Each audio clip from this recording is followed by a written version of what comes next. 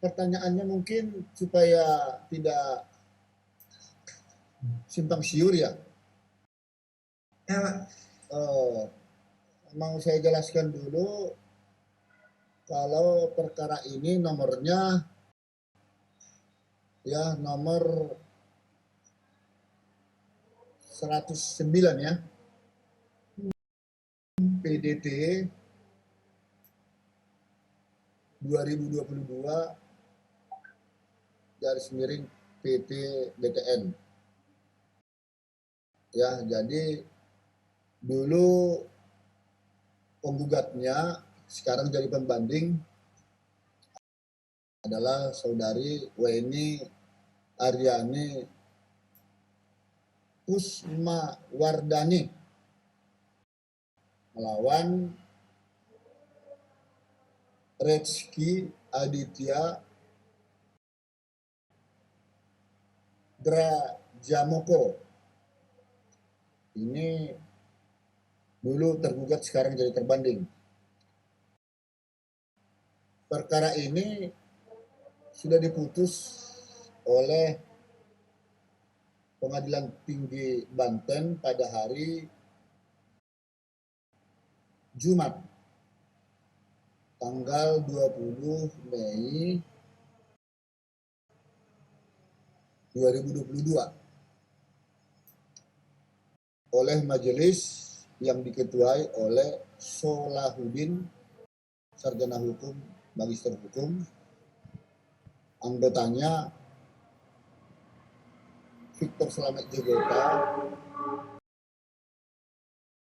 SHM Hum, dan Emmanuel Sembiring ya, sarjana hukum. Nah, sebelum saya sampaikan apa yang menjadi alasan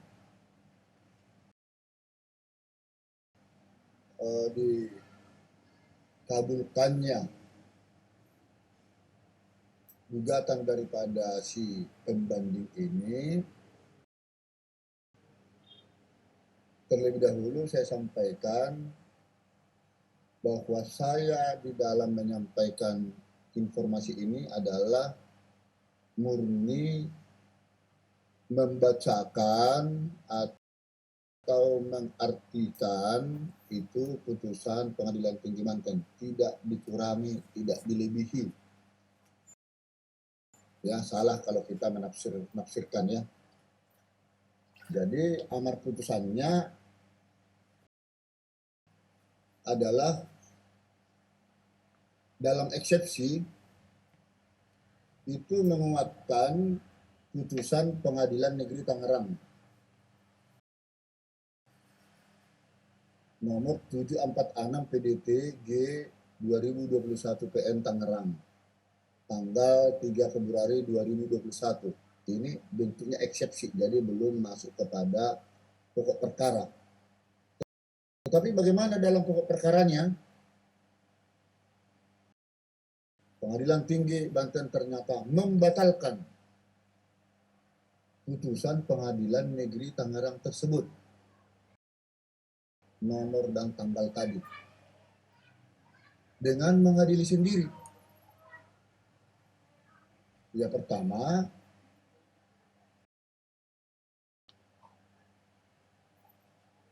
menerima gugatan penggugat sekarang sebagai pembanding untuk sebahagian.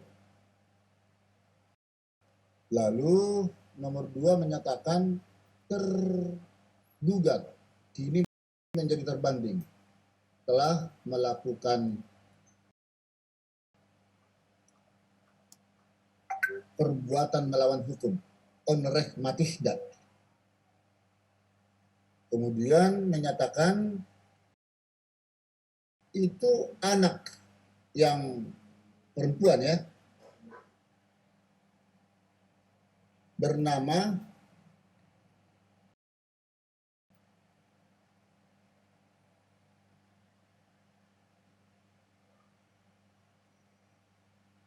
Daira Kaemita. Maaf dulu nih, ini dipotong sebentar dulu. terhapus dia. Ya, saya ulangi, tadi nomor 3 ya. Menyatakan seorang anak perempuan bernama Naira Emita Tarekat dengan akte ya kelahiran berdasarkan tanggal 3 Maret 2013 lahir di Jakarta, itu adalah anak biologis dari tergugat garing terbanding. Selama ia dalam hal ini tergugat atau terbanding tidak dapat membuktikan sebaliknya. Keempat, menolak gugatan penggugat atau pembanding selebihnya. Serta yang kelima, membayar ongkos biaya perkara dibebankan itu kepada si terbanding atau tergugat itu sebesar Rp150.000. Nah, apa yang menjadi alasan Pengadilan Tinggi Banten menjatuhkan putusan tersebut atau membatalkan putusan Pengadilan Negeri Tangerang tersebut? Ternyata itu didasarkan pada payung hukum putusan Mahkamah Konstitusi ya nomor 46 garing PUU garing 2020 ya 2010. Maaf, saya ulangi, putusan Mahkamah Konstitusi nomor 46 garing PUU garing 2010. Dan ini juga dijelaskan oleh saksi ahli dari pembanding bernama Aris Merdeka Sirait. Isi putusan itu persis sama dengan pernyataan saksi ahli tersebut mengatakan bahwa anak yang dilahirkan di luar pernikahan ya di luar pernikahan mempunyai hubungan perdata dengan ibunya dan keluarga ibunya termasuk dengan ayahnya yang dapat dibuktikan ya berdasarkan ilmu pengetahuan dan teknologi ya dan teknologi atau alat bukti lain yang menurut hukum mempunyai hubungan dasar termasuk hubungan perdata dengan ibunya. Nah, jadi berdasarkan pertimbangan singkat tapi padat dan cukup berarti tersebut, maka seorang anak perempuan seperti tersebut tadi yang dilahirkan itu adalah menjadi